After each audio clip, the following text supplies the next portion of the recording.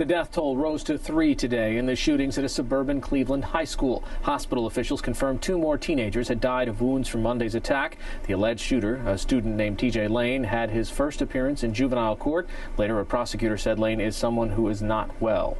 Wall Street's long climb back from the depths of recession has reached a new milestone. The Dow Jones Industrial Average finished above 13,000 for the first time since May of 2008. It gained more than 23 points on the day to close at 13,005. The Nasdaq rose 20 points to close at 2986.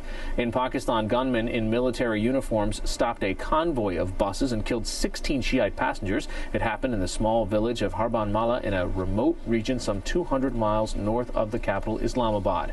Officials said the victims were told to get off the bus and then gunned down on the roadside. The Pakistani Taliban, a Sunni militant group, claimed responsibility.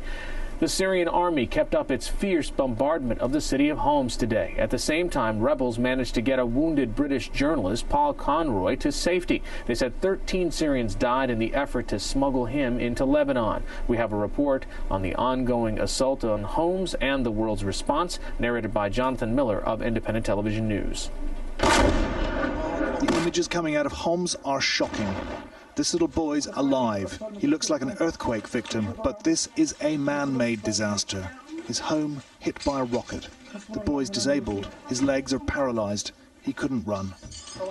Dr. Mahmoud al-Mahmoud, one of the humanitarian heroes of Homs, appeals again for help. We're being butchered here, he says.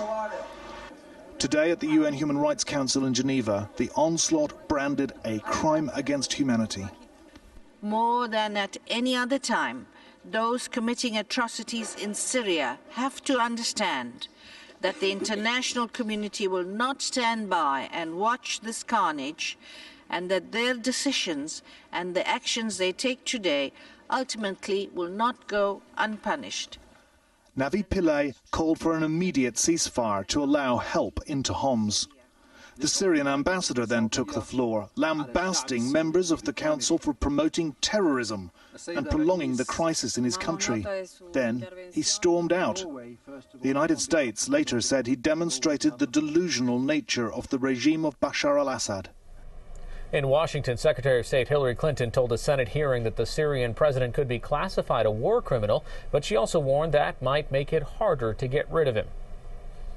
I think people have been putting forth the argument, but I also think that from long experience, that can complicate a resolution of a difficult, complex situation, because it limits options to persuade leaders perhaps to step down from power.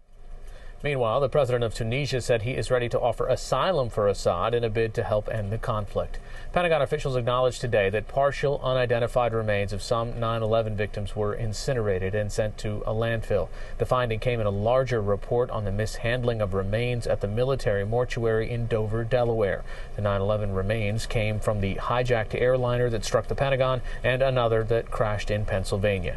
The Justice Department has charged a Texas doctor and 6 others with bilking Medicaid and Medicare out of $375 million. Indictments unsealed today said they allegedly submitted thousands of false claims for home health services, in some case for homeless people. Healthcare fraud costs the federal government at least $60 billion a year. The government of Japan downplayed the disaster at the Fukushima nuclear plant after the earthquake and tsunami last March. An independent report released today said officials withheld the risks of reactor meltdowns at the plant. At the same time, it said they were secretly discussing mass evacuations, reaching as far away as Tokyo. The U.S. Senate is losing Republican veteran Olympia Snowe of Maine. She confirmed today she will not seek re-election for a 4th term. Snowe was a well-known moderate who supported health care reform, among other issues. In a statement, she said she is tired of what she called the my way or the highway ideologies in Congress. Those are some of today's major stories.